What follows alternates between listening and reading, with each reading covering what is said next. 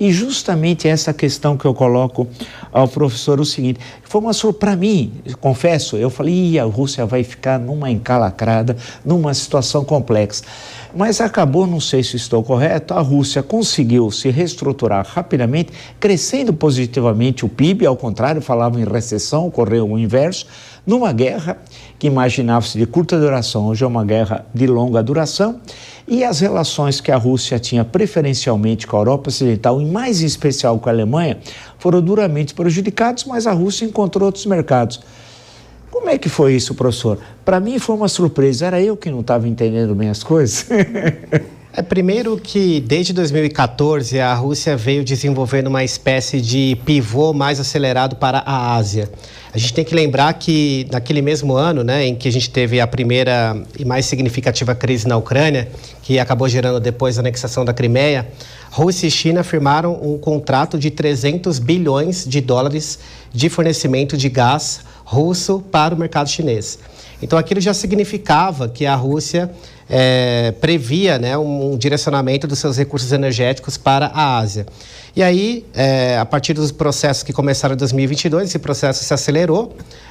A Índia passou a ter uma posição muito importante na pauta de comércio russa.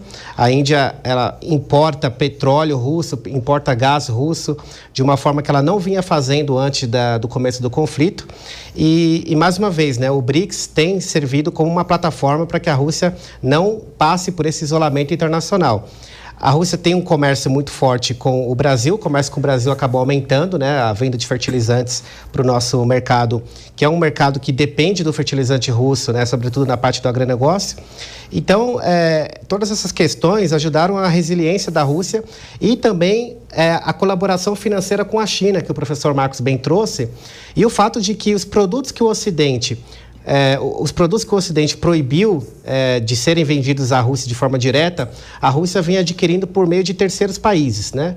Então, ela adquire por meio do Cazaquistão, ela adquire por meio do Irã, ela adquire por meio da China, e a China auxiliou muito a Rússia do ponto de vista tecnológico. O Irã veio auxiliando a Rússia do ponto de vista tecnológico na guerra na Ucrânia, com a questão dos drones. Então, toda essa rede, né, de relações que a Rússia veio formando, em especial direcionada para a Ásia, a partir de 2014, foi um dos principais fatores que ajudou a Rússia a ter uma resiliência econômica perante as sanções que foram colocadas pelo Ocidente. É preciso lembrar, a Rússia é o país mais sancionado da história da humanidade, justamente por conta dessa oposição geopolítica que se deu entre Moscou e os países ocidentais.